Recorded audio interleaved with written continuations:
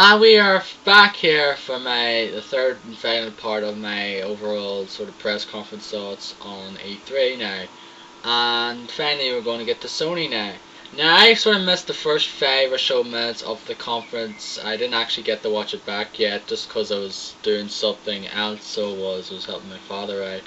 But I thought it was just really just going to they were showing sort of montage of games of things, so they tend to do that anyway every year, and then it's kicked things off with a Killzone 3 demo now, and it was apparently in stereoscopic 3D for the people who were there now, and I seen some of it though, and the game looks good though. It just looks like Killzone pretty much, and I didn't play the first one. I have it, but I haven't played it. I played the second one and I enjoyed it though, and I actually enjoyed the multiplayer of it as well.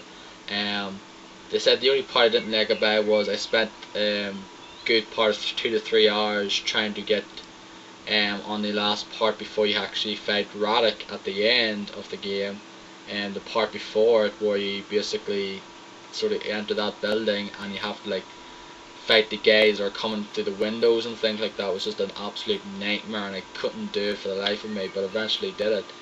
But it looks interesting enough though. It looks like, it looks great though. Um, so it does.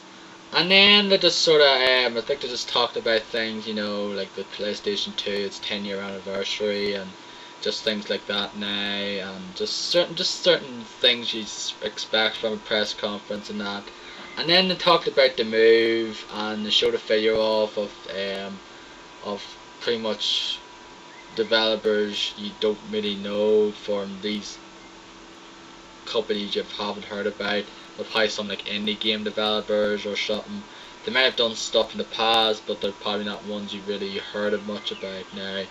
And then a guy came out to show off sorcery with the PlayStation Move now, and it looked pretty much like the sort of, the kind of it kind of looked like Harry Potter, so it did though. Like especially the sort of old ones though from the PlayStation 1 era now, kind of look like the ones from there and the first games now. It just had that sort of look to it, so it did. And it looks decent enough though. It looks interesting though.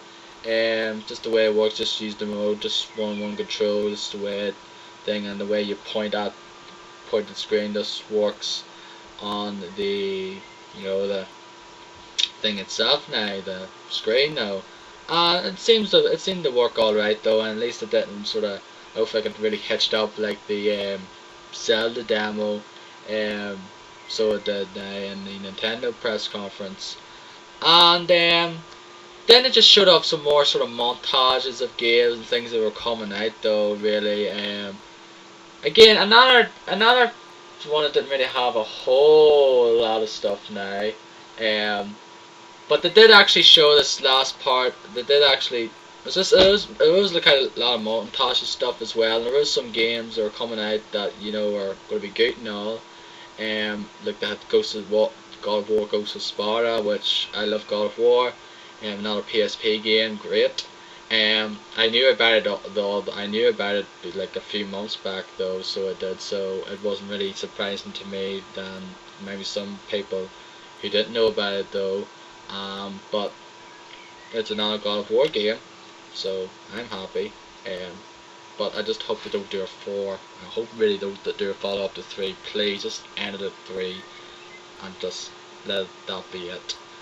And announced details of the move as well though. They say that Killzone 3 is going to have move support. They showed a demo actually of Tiger Woods though, which looks pretty interesting as well. It's going to have move support. It's going to have a patch with the move support though coming out around the time the move comes out.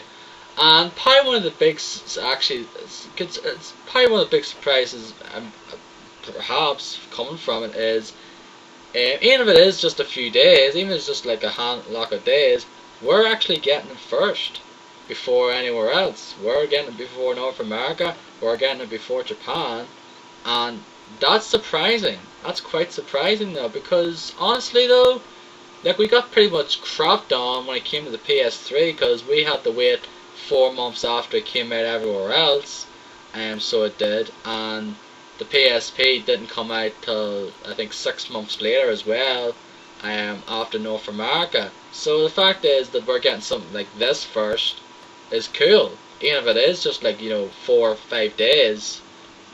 So it is at the end of the day, and it said that it's gonna be $50 for the one with the little bot. I forget what's called, like the just move controller, and then it's like $30 I think for the navigation.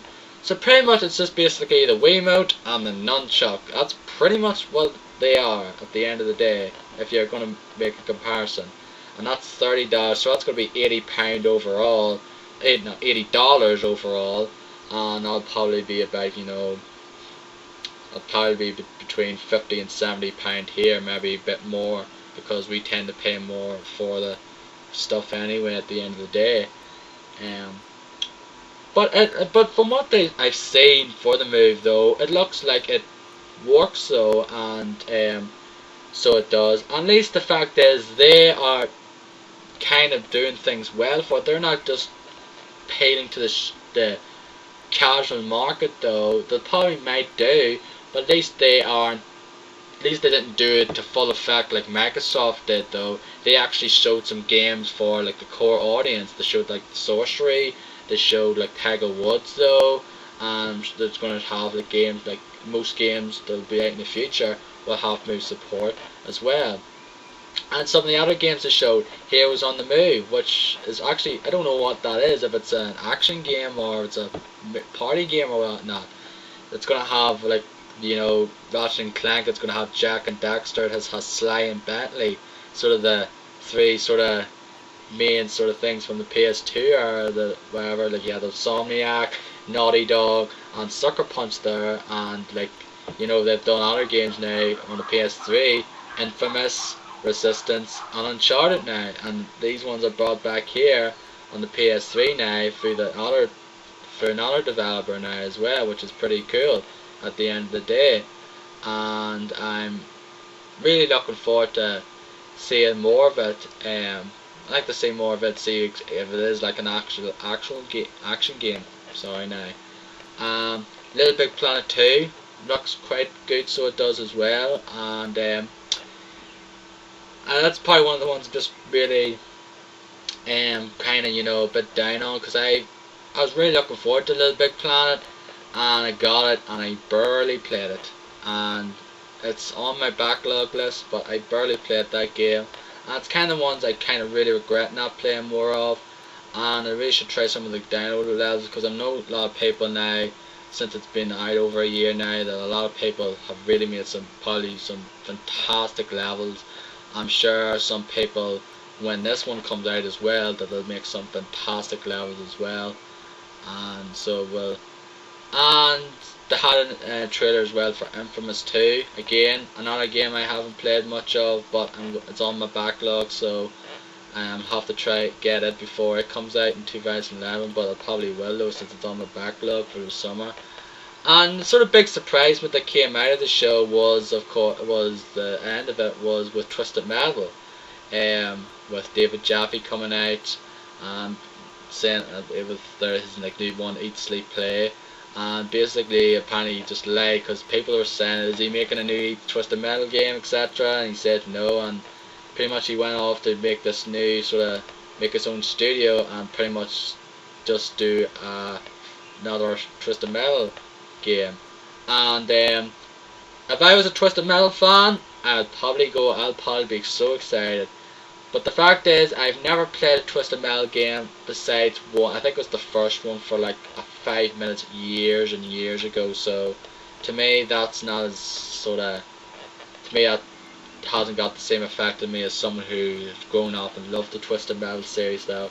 But what I've seen of it looks pretty good though, indeed.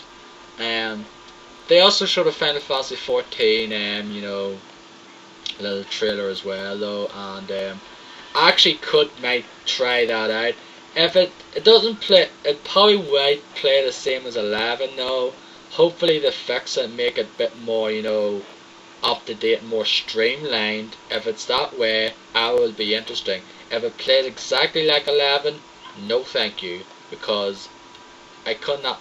The game was good and all in certain ways, but I just didn't like the way you had to control that game. No, it was just, I think it was just god awful that way though. Um, so overall, I think Sony actually had a good showing as well. Though I believe that Sony and Nintendo's one were the better conferences. Though, like definitely were better than Microsoft. Microsoft was actually the worst of the three, so it was. And I think I enjoyed Nintendo's the most just because of the fact that just some of the games looked great and couldn't wait to play them. But Sony had a good showing as well though, and had some cool announcements and things like that there. So um, yeah. So overall, there were good and bad points for all of them though. But as I said, there were two good conferences and one sort of mediocre one at the end of the day. So anyway, that will do for my thought for this 3-part video. So take care.